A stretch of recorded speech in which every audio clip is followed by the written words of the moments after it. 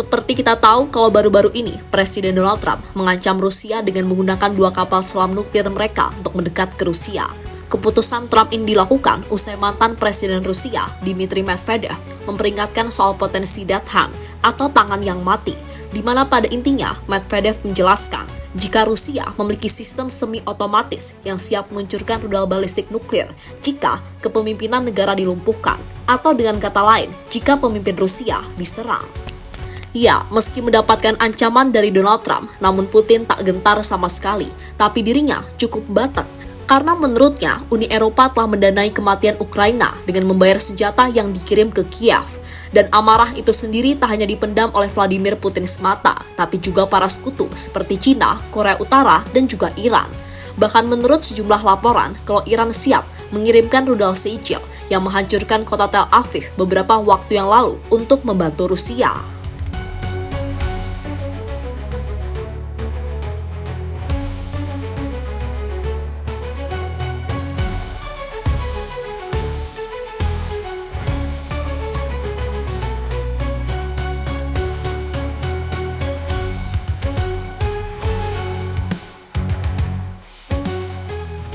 Dalam beberapa minggu terakhir, Rusia melancarkan salah satu gelombang serangan udara terbesar sejak invasi dimulai pada Februari 2022. Serangan ini melibatkan puluhan rudal balistik, rudal jelajah, dan drone kamikaze Shahed 136 buatan Iran. Total, menurut laporan dari Kementerian Keamanan Ukraina, Rusia menembakkan 66 rudal balistik dan jelajah, 4 rudal udara ke permukaan yang diluncurkan dari pesawat, dan 145 pesawat tanpa awak Shahed, serta pesawat nirawak pengalih perhatian ke Kiev dan 4 wilayah lain di Ukraina. Tujuan serangan ini bukan hanya menghancurkan infrastruktur militer, tetapi juga menimbulkan teror psikologis di kalangan warga sipil Ukraina. Jelas serangan ini menunjukkan bahwa Moskow belum berniat mengendurkan serangan ofensifnya dan bahkan siap meningkatkan skala serangan jika negara-negara barat semakin aktif membantu Ukraina.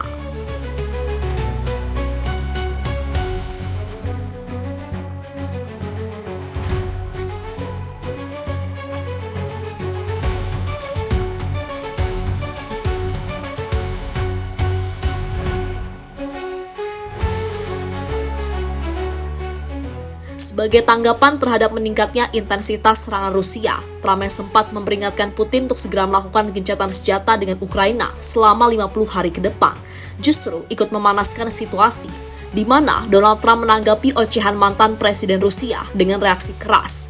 Bagi yang belum tahu konteksnya, baru-baru ini, usai mantan Presiden Rusia, Dmitry Medvedev, mengatakan soal masih aktifnya sistem dead hand, Trump langsung bereaksi dengan mengirimkan 2 kapal selam nuklir milik mereka mendekati Rusia. Tidak ada informasi resmi mengenai jarak atau koordinat penempatan kapal selam tersebut terhadap perairan Rusia atau zona geopolitik tertentu. Baik Pentagon maupun Angkatan Laut Amerika Serikat tidak membocorkan detail lebih lanjut sesuai kebijakan kerahasiaan operasi kapal selam nuklir.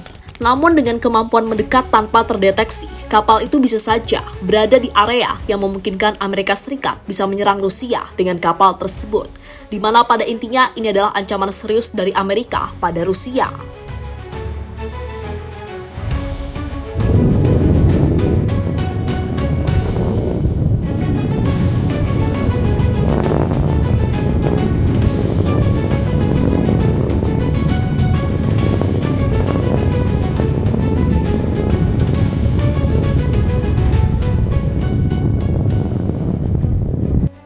Sementara itu, ancaman tak hanya diberikan oleh Amerika saja, di mana pemerintah Jerman baru-baru ini mengumumkan paket bantuan militer tambahan sebesar 5 miliar euro untuk Ukraina yang akan dicairkan secara bertahap pada tahun 2025.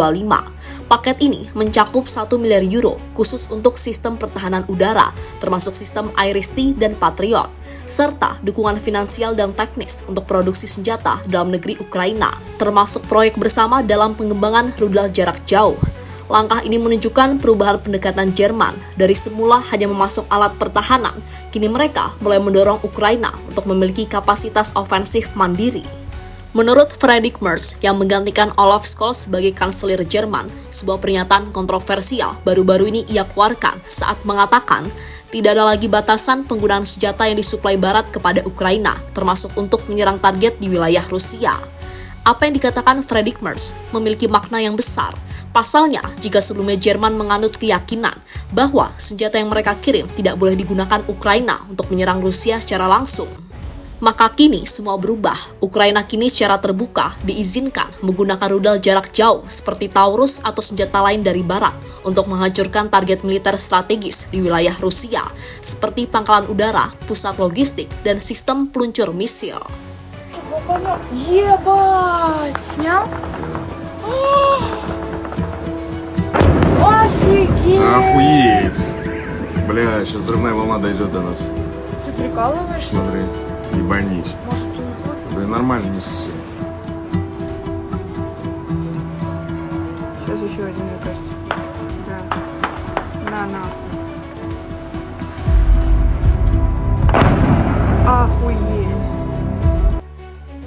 Tanggapan dingin Vladimir Putin. Ya, meski mendapatkan ancaman dari Amerika dan juga Jerman, namun Putin sendiri nampak cukup tenang. Sejauh ini tak ada reaksi langsung dari Putin soal penempatan 2 kapal selam nuklir Amerika Serikat yang mendekati Rusia. Namun, salah satu anggota parlemen Rusia, yakni Viktor Podolsky, menjelaskan jika Rusia tak gentar dengan 2 kapal selam nuklir Amerika Serikat. Karena menurutnya, Rusia punya lebih banyak kapal selam yang bisa menghancurkan kapal selam Amerika Serikat jika mendekat.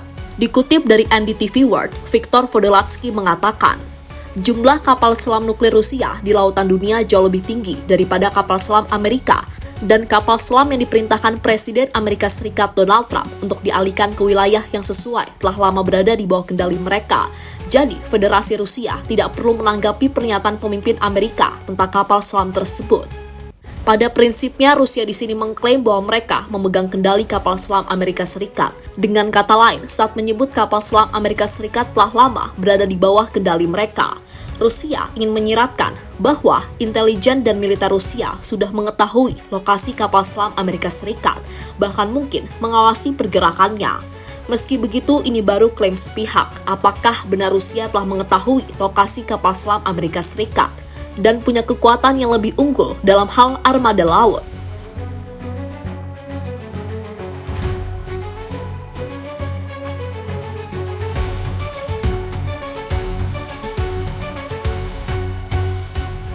Rusia minta syarat jika ingin berdamai.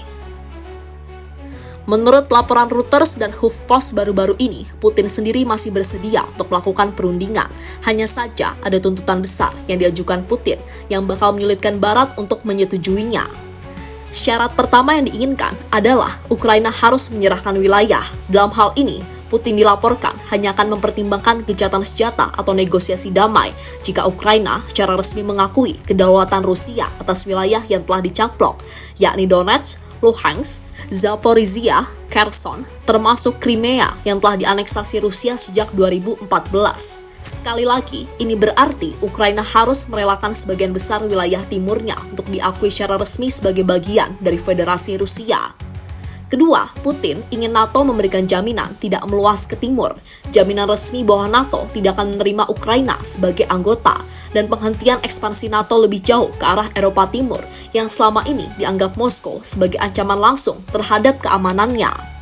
Ketiga, Putin juga meminta Ukraina melepaskan ambisinya untuk bergabung dengan NATO atau aliansi militer lain. Dengan terakhir, Rusia ingin pengurangan atau pencabutan sanksi ekonomi besar-besaran, terutama terhadap sektor energi, perbankan, dan pertahanan Rusia yang menjadi target utama Barat sejak invasi 2022.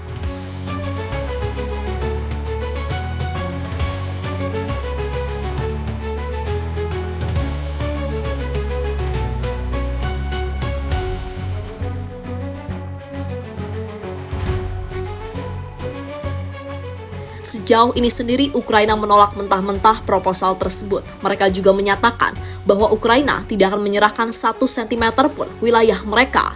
Sekutu NATO termasuk Amerika Serikat dan Inggris menyebut syarat Putin sebagai bukan negosiasi damai, melainkan ultimatum penjajahan.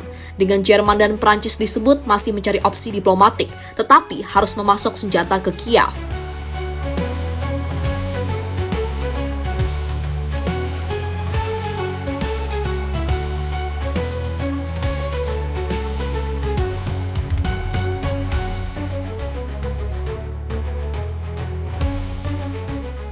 Dan terlepas dari apapun, ancaman Rusia untuk menyerang Berlin merupakan bentuk tekanan terhadap Jerman agar tidak mengirimkan Taurus ke Ukraina.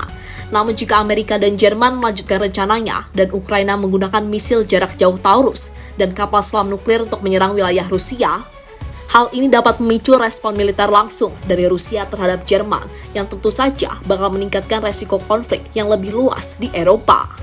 Konflik ini tidak lagi terbatas pada wilayah Ukraina, tetapi telah berkembang menjadi pertarungan geopolitik antara Rusia dan negara-negara barat. Dukungan Jerman terhadap Ukraina dengan senjata canggih seperti Taurus menunjukkan komitmen barat untuk menahan agresi Rusia, tetapi juga meningkatkan resiko eskalasi yang lebih besar.